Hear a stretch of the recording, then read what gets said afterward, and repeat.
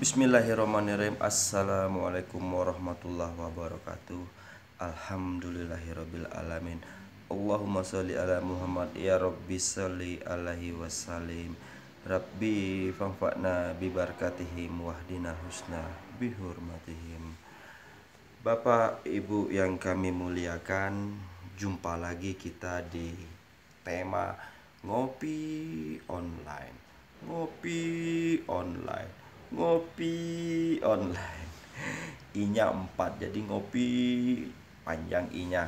Bapak Ibu, maksud dari buat ngopi online ini adalah tujuannya adalah ngasah otak, pakai inspirasi, imajinasi, ilmu dan iman agar kita tidak tersesat atau disesatkan, dan bertujuan agar kita memiliki kecerahan dalam melihat sesuatu dan bisa jernih dalam memikirkan apa yang akan dibuat untuk kesuksesan hidup. Nah, jadi Bapak Ibu, sebelum kita cerita ini, izin Bapak Ibu seperti biasa ngopi dulu. Bismillahirrahmanirrahim.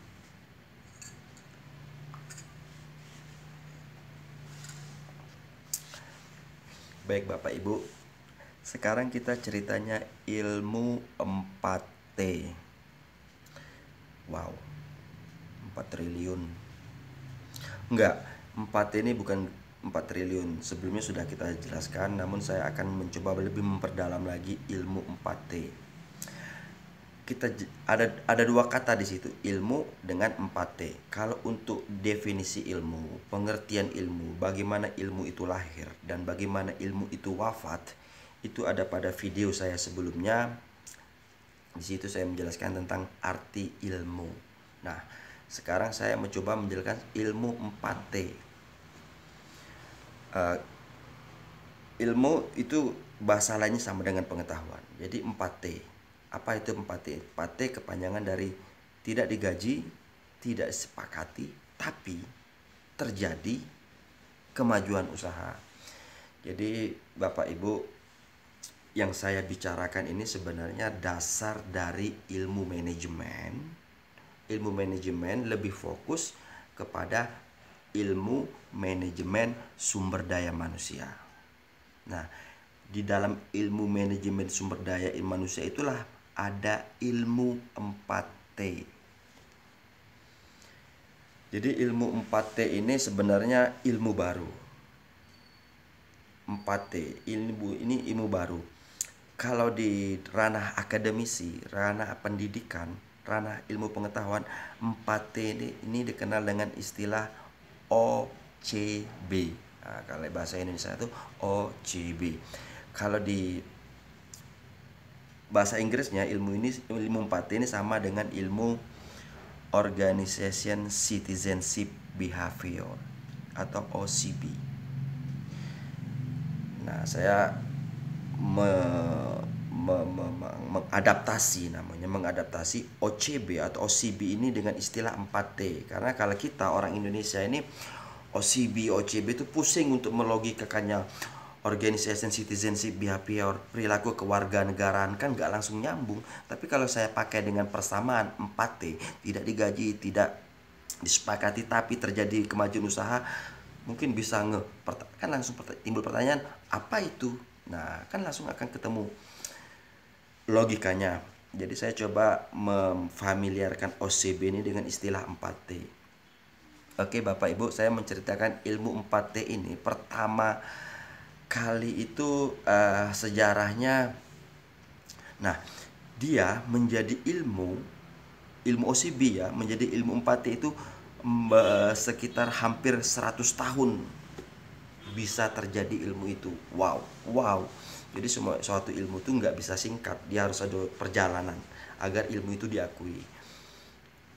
Jadi ceritanya bagaimana 4T itu menjadi ilmu di tahun 2000 ini, saya akan mencoba memaparkan secara saintif ya, secara akademisi dan secara ilmiah.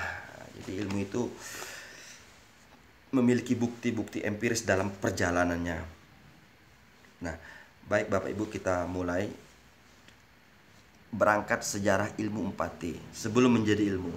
Saya mengutip tulisan Ocampo tahun 2018.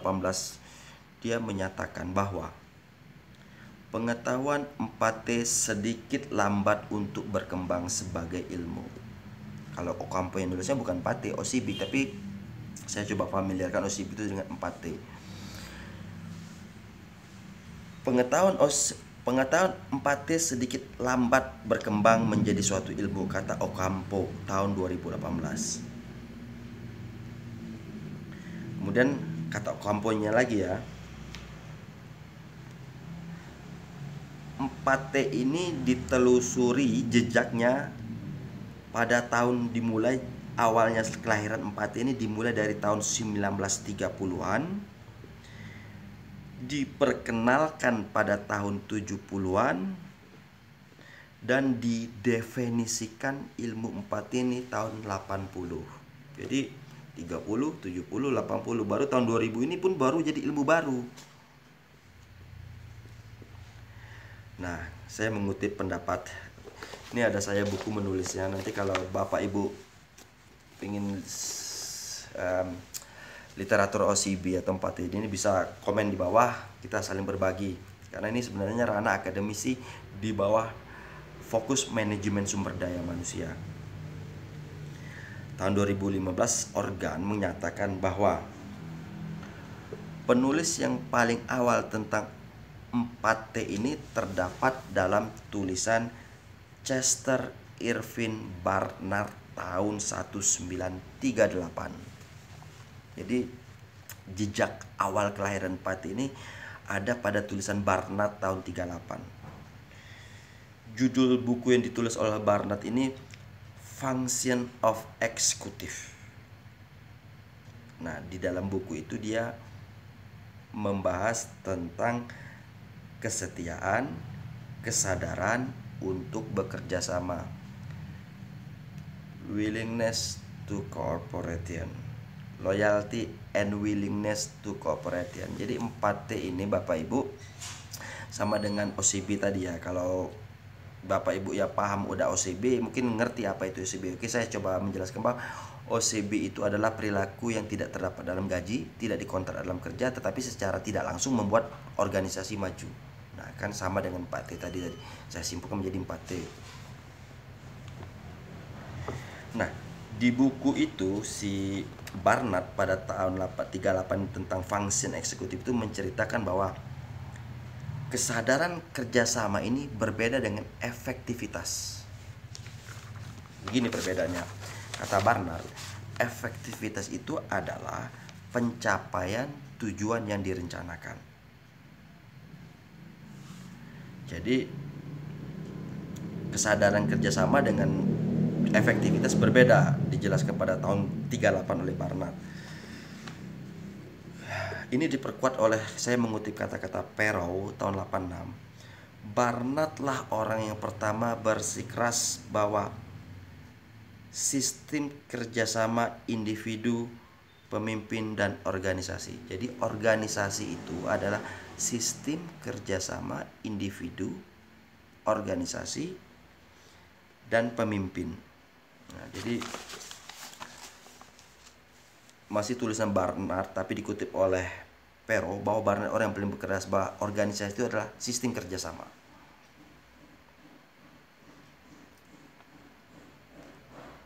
Terus ditambahkan lagi oleh Barnard, kelangsungan hidup organisasi tergantung pada keterlangsungan kerjasama antara mereka. Nah, keterusan kerjasama ini karena adanya kepuasan, itu kata Barnard. Kemudian di tahun 1935 Hopok nama penulisnya, tapi saya masih mengutip kata dari Perrow 86 ini mengatakan kepuasan kerja adalah kondisi sosial dan psikologi bagi individu di tempat bekerja untuk mendapatkan perasaan positif dalam bekerja. Jadi kepuasan kerja itu adalah perasaan positif. Kalau tidak puas, perasaan negatif. Nah, McNally, saya mengutip kata tulisan McNally tahun 2017 menyebutkan bahwa Barnard telah menuliskan tentang kesadaran dan bekerja sama harus menciptakan kepuasan kerja.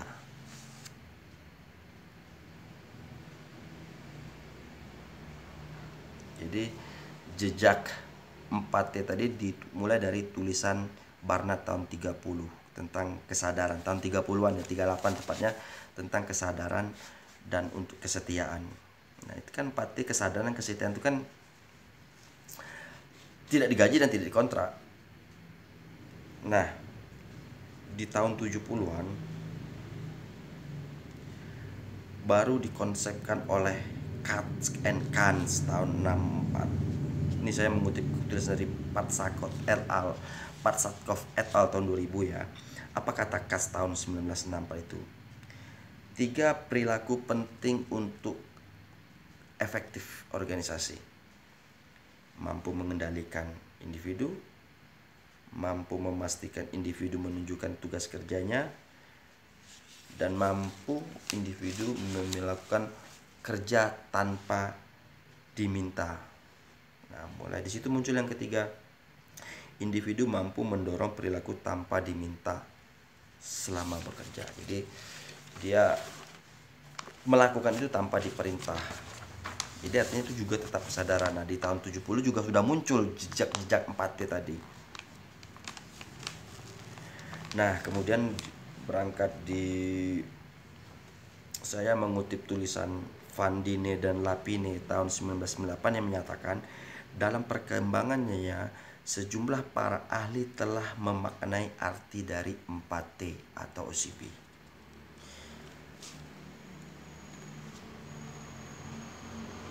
Yang menggambarkan bahwa itu adalah perilaku ekstra kerja.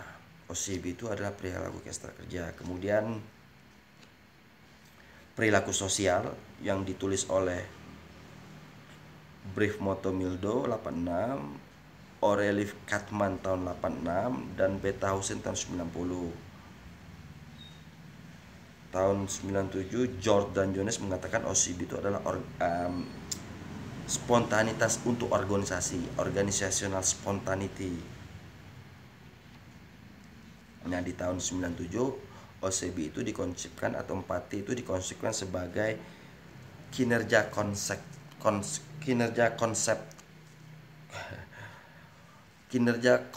kontekstual. Jadi kinerja kontekstual, ada kinerja kontinental dan konseptual. Kontekstual. Jadi OCB ada 4 adalah kinerja yang tidak digaji, namun itu kinerja.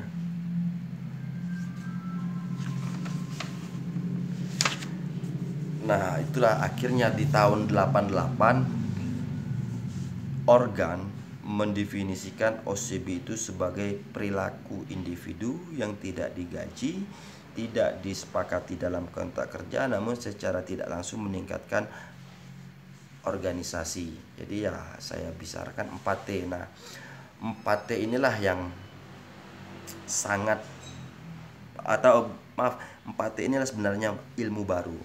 Jadi kalau saya melihat tulisannya dari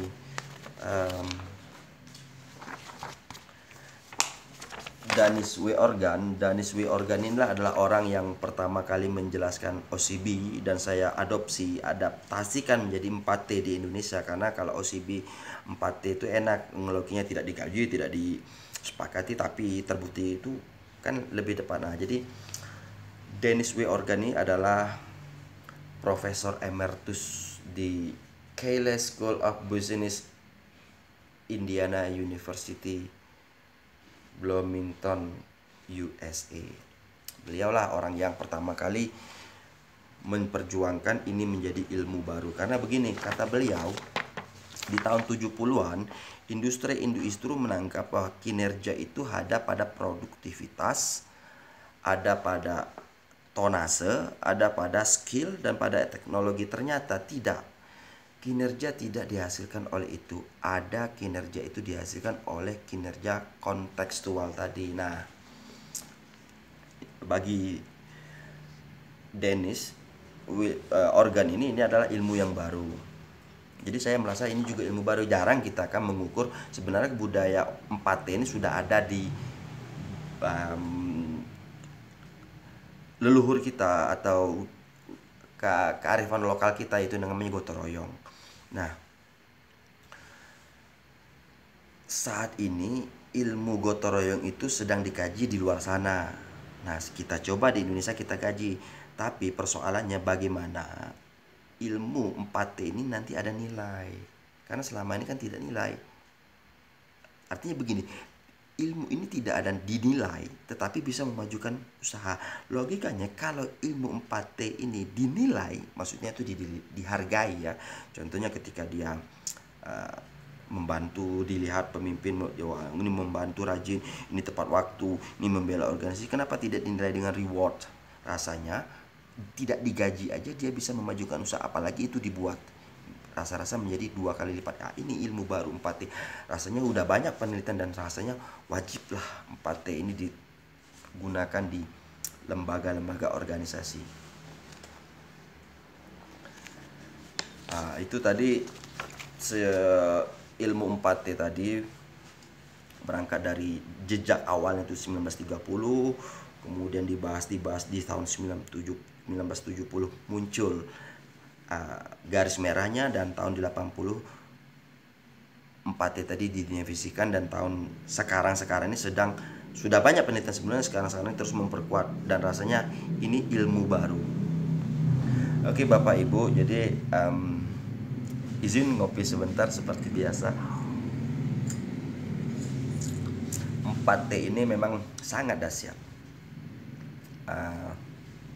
Ranah ini adalah ranah ilmu manajemen sumber daya manusia, kelas manajemen. Oke Bapak, itu rasanya cukup. Selanjutnya saya akan menjelaskan ternyata ilmu 4T ini dipakai para YouTuber pemula dalam meningkatkan subscriber. Wow Pak, saya juga ikut ilmu itu dalam itu, dan ternyata memang signifikan, memang ada proses. Itu nanti ke depan saya akan cerita itu. Ilmu 4T dipakai para YouTuber pemula nanti pada sesi selanjutnya. Oke Bapak Ibu, itu dulu pencerahan kita dalam penjernihan pemikiran agar sukses dalam kehidupan. Kekurangan-kekurangan dalam pengetahuan yang saya mampu berikan ini mohon dimaafkan, karena ini juga sebagai pembelajaran saya, dan sangat terima kasih dan alhamdulillah jika pengetahuan ini Bapak Ibu pakai. Billahi taufiq walhidayah. Wassalamualaikum warahmatullahi wabarakatuh.